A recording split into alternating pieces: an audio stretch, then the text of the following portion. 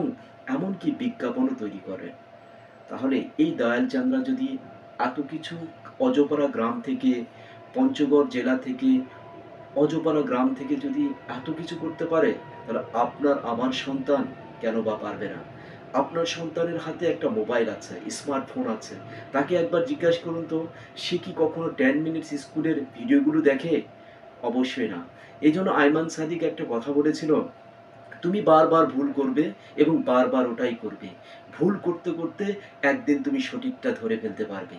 আয়মান সাদিক আরো বলেছিল, কোনো ছাত্র যদি প্রতিদিন স্মার্টফোনকে ব্যবহার করে 2 মিনিটের ভিডিও তৈরি করে, ইংলিশে কথা বলে প্রতিনিয়ত আপলোড করে, এক সময় দেখা যাবে সে ভুল করতে করতেই অনেক ভালো করেছে।